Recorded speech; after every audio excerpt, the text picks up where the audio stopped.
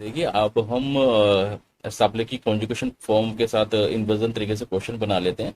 ये वही क्वेश्चन है जो हमने वीडियो नंबर 25 में डायरेक्ट तरीके से बनाए थे और 26 में हमने एस्का के साथ बनाए थे।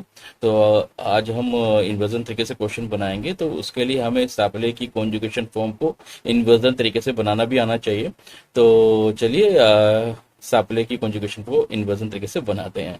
तो देखिए, यहाँ इसमें क्या कंडीशन है कि जब हम सापले की अगर नॉर्मल तरीके से कॉन्जुगेशन फॉर्म लिखते हैं तो उसमें क्या होता है, पहले हम सब्जेक्ट प्रोनाउंस लेते हैं, जैसे कि शोत्यु इलैल नूवुज इलैल, तो जो भी ये है। तो उसके बाद हम क्या करते हैं, वर्ब फॉर्म लेते हैं, ये जैसे कि मापेल तापेल सापेल तापेल, तो इस तरह का जो हम लेते हैं। तो अब इन्वर्जन तरीके में क्या होता है कि हम वर्ब फॉर्म को पहले ले लेते हैं और सब्जेक्ट प्रोनाउंस को बाद में। यानी मापेल शो तापेल त्यू सापेल तिल सापेल तेल, नूज नूज अपले नू वूज अपले वू, सापेल तिल और सापेल तेल। तो इसमें आप देखेंगे कि वर्ब फॉर्म पहले आ गई है और ज इलेल ये बाद में आया है। तो चलिए अब क्वेश्चन बनाने का रूल जान लेते हैं। देखिए, सबसे पहले हम क्या करेंगे, कोमो शब्द का यूज करेंगे। कोमो जिसे इंग्लिश में बोलते हैं आओ, और हिंदी में कैसा कैसे कैसे। और उसके बाद हम सापले की कॉन्जुगेशन फॉर्म को यूज करेंगे, लेकिन इन्वर्जन तरीके से, जैसा मैंने अभी आपको पहले अभी बताया, जैसे कि मैंने आपको अभी बताया। तो चलिए क्वेश्चन बनाना शुरू करते हैं। देखिए, अगर मुझे किसी से पूछना है कि मेरा नाम क्या है, तो इसे फ्रेंच में बोला जाएगा कोमो मापिल इशू, कोमो मापिल इशू। अब पूछना है किसी से कि तुम्हारा नाम क्या है, इसे बोला जाएगा कोमो तापेल तियो, कोमो तापेल तियो। तो ऐसे ही अगर कोई लड़का है या आदमी है, अगर उसके बारे में जानना है कि उसका नाम क्या है, तो इसे इन्वर्जन तरीके से बोला जाएगा कोमो सापेल तिल, कोमो सापेल तिल। तो ऐसे ही कोई लड़की है या औरत है, अगर उसके बारे में जानना है कि उसका नाम क्या है, तो इसे फ्रेंच में बोला जाएगा कोमो सापेल तेल, कोमो सापेल तेल। देखिए, यहाँ पे मैं आपको बता देता हूँ, जो ये टीटी आया ना, कोमो सापेल तिल कोमो सापेल तेल में, ये बीच में जो टी आ रहा है, ये दरअसल ये इसलिए आया है क्योंकि जो ये अपेल की स्पेलिंग जिससे खत्म हो रही है ना, वो वोवल है ई। तो ई की वजह से क्या होता है, टी आगे लग जाता है और उसके बाद ई, तो उसके बाद इल और एल का प्रयोग किया जाता है। तो एक्चुअली मैं थोड़ा गड़बड़ कर रहा हूँ, बोलते वक्त रात हो गई है तो तबीयत भी थोड़ी ठीक नहीं है। तो ये चाहे साबले की कॉन्जुगेशन फॉर्म हो इन्वर्जन तरीके से या किसी भी वर्ब की, जब भी हम इन्वर्जन तरीके से फॉर्म बनाते हैं, और अगर थर्ड पर्सन सिंगुलर यानी इल और एल वाला, तो इसमें अगर वर्ब फॉर्म जो है वो उसका आखिरी अक्षर ई या फिर ए यानी वोवल से अगर खत्म होता है, तो उसके बाद क्या है, टी लग जाता है और उसके बाद ही इल और एल का प्रयोग किया जाता है। ये थर्ड पर्सन सिंगुलर में ही ऐसा केस आपको देखने को मिलेगा। तो चलिए आगे बढ़ते हैं। अगर मान लीजिए हम दो लोग हैं, या दो लोग से ज्यादा हैं, चाहे मेल हैं या फीमेल हैं या मिक्स हैं, तो अगर हमें किसी से पूछना है कि हमारा नाम क्या है, तो इसे फ्रेंच में बोला जाएगा कोमो नूज अपनो नू, कोमो नूज अपनो नू। तो ऐसे ही अगर आप किसी से पूछते हैं, रिस्पेक्ट देकर पूछते हैं कि आपका नाम क्या है, अब सामने वाला चाहे मेल है या फीमेल है, एक व्यक्ति है या एक से ज्यादा है, तो कितने ही हो सकते हैं, अगर आपने किसी से पूछना है आपका नाम क्या है, तो इसे इन्वर्स तरीके से पूछा जाएगा कोमो वूज अपले वू, कोमो वूज अपले वू। तो ऐसे ही अगर दो आदमी हैं, यानी एक से ज्यादा आदमी होने चाहिए, सिंगुलर नहीं होना चाहिए, प्लूरल में होना चाहिए, तो दो या दो से ज्यादा अगर आदमी हैं और अगर पूछना है कि उनका नाम क्या है, तो इसे फ्रेंच में बोला जाएगा कोमो सापेल तिल, कोमो सापेल तिल।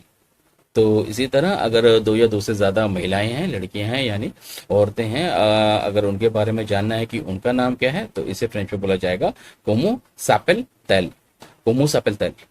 तो ये था तरीका इन्वर्जन तरीके से क्वेश्चन पूछने का। तो अब सापले की कॉन्जुगेशन फॉर्म, ये तो सापले का जो ये वर्ब है, सापले की जो ये सीरीज चल रही थी ना, ये अब यहाँ पे खत्म होती है। तो आप रेगुलर प्रैक्टिस कीजिए बोलने की। दरअसल क्या होता है, फ्रेंच में हम जो डायरेक्ट तरीके से क्वेश्चन पूछते हैं ना, तो कभी कभार क्या होता है, हम इन ऐसे इस तरह के क्वेश्चंस को इन्वर्जन तरीके से पूछते हैं। एस्का का यूज हम मतलब ये रेयरली यूज करते हैं, या कभी कोई कंफ्यूजन है या किसी से कुछ सजेशन लेनी है तो वहां पे हम एस्का का यूज कर सकते हैं। लेकिन फ्रेंच में, फ्रांस में क्या होता है, मतलब लोकल लैंग्वेज में क्या होता है, वो बेसिकली डायरेक्ट तरीके से ही यूज करते हैं। उसमें भी हम जैसे कि कोमो वगैरह यूज क्या करते हैं, जैसे कि मैंने आपको डायरेक्ट तरीके से और एस्का के साथ और इन्वर्जन तरीके से, जैसे कि मैंने आपको पहले बताया कि पहले कोमो का यूज होगा, लेकिन क्या है कि एस्का के केस में तो नहीं होता, लेकिन डायरेक्ट तरीके और इन्वर्जन तरीके में क्या होता है, हम कोमो का यूज वर्ब फॉर्म के बाद भी यूज कर सकते हैं। जैसे कि कॉन्जुगेशन फॉर्म होती है ना, उसके बाद भी हम यूज कर सकते हैं। जैसे कि डायरेक्ट तरीके से हम क्वेश्चन कैसे बनाते हैं, अगर मुझे किसी से पूछना है कि मेरा नाम क्या है, तो डायरेक्ट तरीके से मैंने आपको बताया कि उसमें पूछा जाएगा कोमो je m'appelle, कोमो je m'appelle। लेकिन अगर लोकल लैंग्वेज में इसे कैसे बोला जाता है, je m'appelle कोमो। अब ऐसे ही मुझे किसी से पूछना है तुम्हारा नाम क्या है, तो डायरेक्ट तरीके से पूछा जाएगा कोमो tu t'appelles। लेकिन इसे अगर लोकल लैंग्वेज में बोला जाएगा तो उसमें पूछा जाता है tu t'appelles कोमो, tu t'appelles कोमो, तुम्हारा नाम क्या है, या तुम अपने आप को बुलाते हो कैसे, या तुम अपने आप को कैसे बुलाते हो। तो ऐसे इन्वर्जन तरीके से भी यही होता है। जैसे कि मैंने अभी आपको बताया कि पहले हम कोमो का यूज करेंगे, फिर उसके बाद हम सापले की कॉन्जुगेशन फॉर्म का यूज करेंगे इन्वर्जन तरीके से। लेकिन लोकल लैंग्वेज में क्या होता है, हम सापले की कॉन्जुगेशन फॉर्म को पहले यूज करते हैं इन्वर्जन तरीके से, लेकिन और उसके बाद ही हम कोमो शब्द का प्रयोग करते हैं। जैसे कि अगर मुझे पूछना है मेरा नाम क्या है, तो मैं बोलूंगा मैपल कोमो, मैपल कोमो। तुम्हारा नाम क्या है, तापलती कोमो। उसका नाम क्या है, सापेल तिल कोमो। अगर कोई लड़की है, अगर उसका नाम क्या है, तो इसे बोलेगा सापेल तल कोमो। हमारा नाम क्या है, नू जपलो नू कोमो। आपका नाम क्या है, वो जपले वो कोमो। उनका नाम क्या है, सापेल तिल कोमो। और अगर महिलाएं हैं, दो या दो से ज्यादा है, तो उसके लिए सापेल तल कोमो। तो इस तरीके से इन्वर्जन तरीके से क्वेश्चन बनते हैं। तो आप रेगुलर इसकी प्रैक्टिस कीजिए धीरे धीरे। इसलिए मैं वीडियोस काफी दिन बाद बनाता हूँ, बेसिकली 8-9 दिन लग जाते हैं, ताकि आप लोगों को स्पीकिंग की जो प्रैक्टिस है वो आपकी चलती रहे।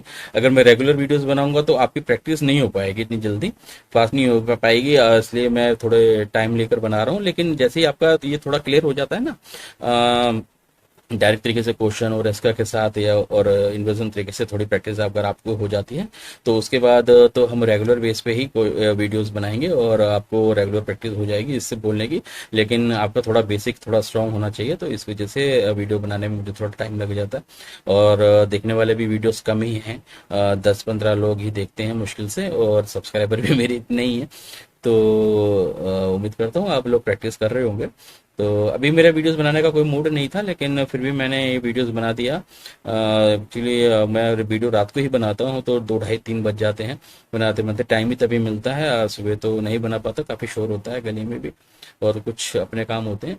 तो उम्मीद करता हूँ आपको वीडियो अच्छा लगा होगा। तो वीडियो पसंद आए तो वीडियो को लाइक शेयर सब्सक्राइब जरूर कीजिए। खैर सब्सक्राइब तो 10-15 लोगों ने किया हुआ ही है, शायद वही वीडियो देख रहे हैं। हाँ, वीडियो को लाइक जरूर कीजिए, ताकि थोड़ा अच्छा लगे वीडियो।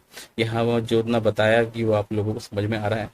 तो नहीं आ रहा तो आप मुझे कमेंट बॉक्स में लिख सकते हैं कि क्या बात आपको समझ में नहीं आती और कहाँ आपको ये अभी तक मुश्किल आई है। तो वो मैं उसका वीडियो मैं जल्दी बना दूंगा, क्लियर कर दूंगा उसका। तो मिलते हैं अब नेक्स्ट वर्क के साथ, तो जल्दी जल्दी करते हैं आप इसको। धन्यवाद।